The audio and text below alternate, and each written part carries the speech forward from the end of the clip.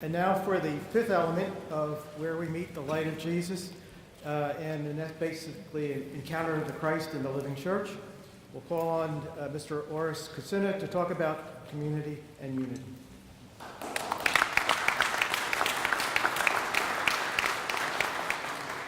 Slava Isusu Christo. Good morning, everyone.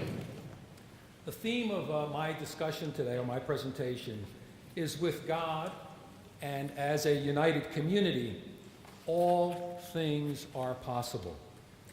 Just over 10 years ago, our parish and Ukrainian community in Whippany, New Jersey, embarked on a road together that took us to the construction and completion of a beautiful new church and community center. This was only made possible by a community of believers of one heart and one mind, and also with the profound unity which existed among our church leadership in Philadelphia, Ukrainian Catholic parishes in the Archdiocese, the Project Building Committee, the parishioners of St. John the Baptist Ukrainian Catholic Church in Whippany, and multitude of other Ukrainian organizations in our community. I had the honor of being selected as a trustee at that time of the parish, and also as the building committee construction chairman. As a community, we learned a lot from this journey, from the experiences we encountered, and also about ourselves. So allow me to share a few of these with you.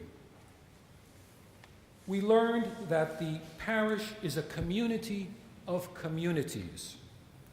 Our parish consists of approximately 220 families. However, our combined Ukrainian community in the area exceeds 500 families. This community consists of families with Catholic, Orthodox, or other faiths, families from neighboring parishes, youth group organizations, sports organizations, fraternal orders and sororities, cultural groups, language and heritage school, musical institute, dance school, and others. We learned that no one group or organization was capable of building anything on their own. But united, we could build a cultural center and a church. As a united community, pooling together our resources, and by respecting each other's opinions and diversity of skills, all things are possible. We also learned that it was important to convey and foster a vision of unity, harmony, and common life. Our slogan or vision for the community was, for future generations and for ourselves.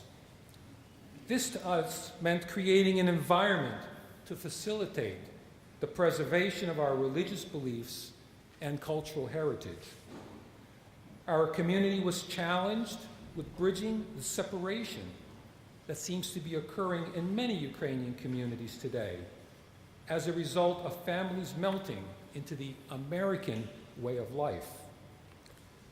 We learned that by creating a clear vision, respecting everyone's input and contribution, and by fostering unity, harmony, and commonality, that all things are possible. We also learned that God guides and protects those who work together in a Christian-like spirit of service. Allow me an opportunity to share with you a true story that I told during the grand opening of our community center a few years ago. There were three brothers who were hardworking family men, average church-going Christians, who took a major risk in starting their own family business. After working and struggling for years trying to make their business successful, they just couldn't turn that corner. Together, they decided to place all their energies and their family finances into this one last desperate effort to make it work, and it came down to one major contract award that they desperately needed, or they'd be out of business.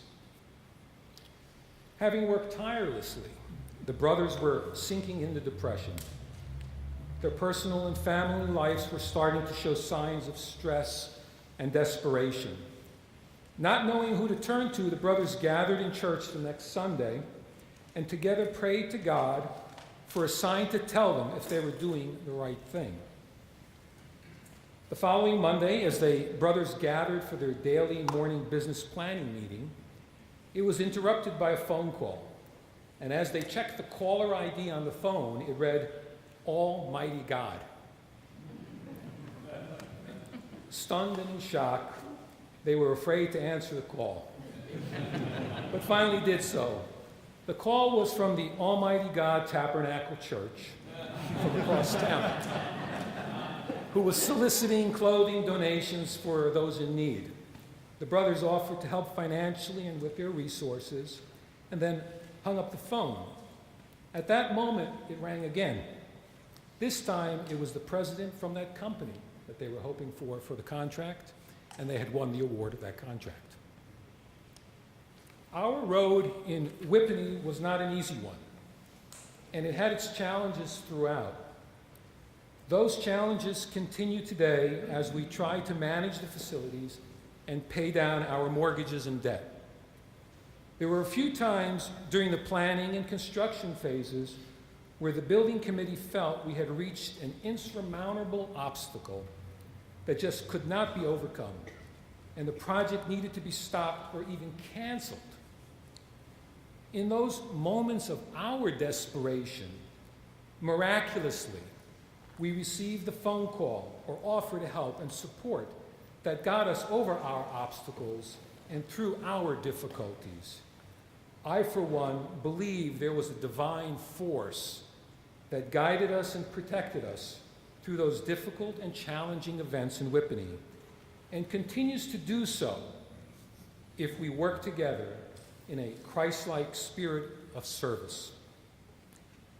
In conclusion, we invite you to come to join us in Whippany, attend the liturgy, pray with us in our brand new church, or attend one of the many activities in our new community center, and see that with God and as a united community, all things are possible. Thank you.